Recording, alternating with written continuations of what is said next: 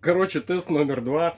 Мы убедились, что на идеально ровной поверхности, если нет никаких тряпок, то ему вообще ничего не будет. Если он упал что так вот, что он упал вот так, воздух будет везде проходить. В этом плане это благодаря конструктивному такому решению. То есть здесь у нас лыжеобразная такая, да, полукруглая. И с обратной стороны у нас тут есть ребра специальные, которые не дают полностью прижаться. Опять у нас истребители гоняют.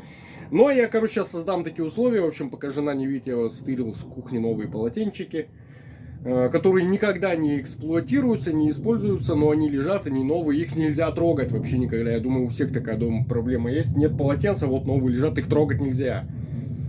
Так, ну что, значит, я закрою здесь снизу.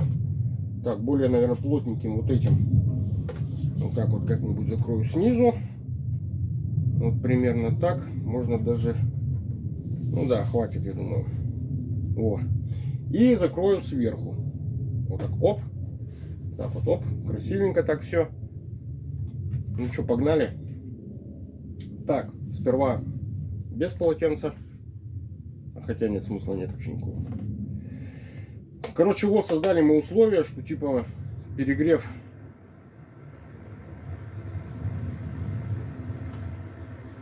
Надеюсь, ничего не воспламенится. Ну, полотенце нагревается.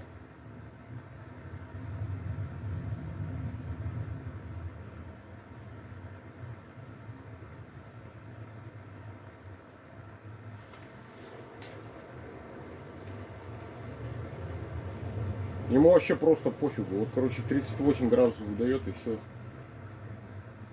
Закрываем. Ну, так же тепло. Что-то, короче, нифига.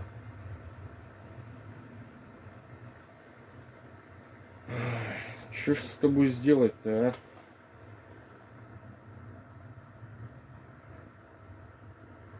Ну, все по максимуму тут стоит.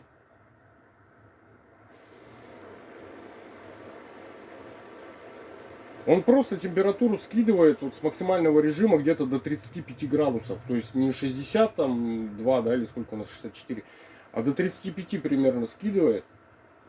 Это типа, чтобы не перегреться. Он, короче, вообще не собирается отключаться. Я там уже все зажал по максимуму. Я уже даже не знаю, что тут еще можно сделать. Там вот воздух снизу не проходит вообще никак. Полотенце, оно не горячее, но оно теплое. Короче, он в таких даже условиях может работать. Где у него воздух просачивается, вот интересно. Он задыхаться должен, но не задыхается, короче. Ребят, он тупо не задыхается, но он и сильно тены не нагревает. Вот, все, опять включился. Все, опять нагрев пошел. Вот убрал полотенце. Опа, что-то заискрилось. А, заискрилось, это, судя по всему, включил вторую тену. Короче, тест он у нас особо не собирается проходить.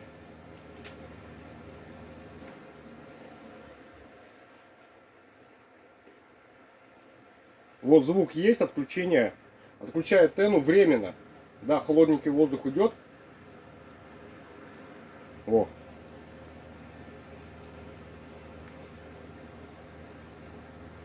И опять начинает нагревать.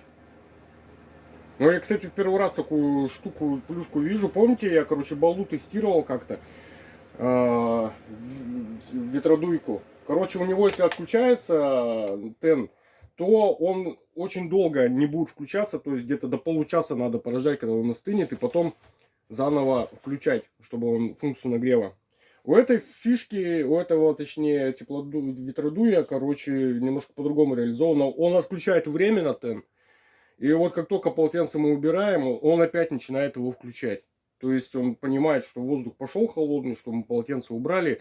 Короче, ладно, пошел по-быстрому спрячу их назад, чтобы не огрести люлей. Ладненько, все, ребят. Короче, в принципе, штука тест прошла. Вполне нормально.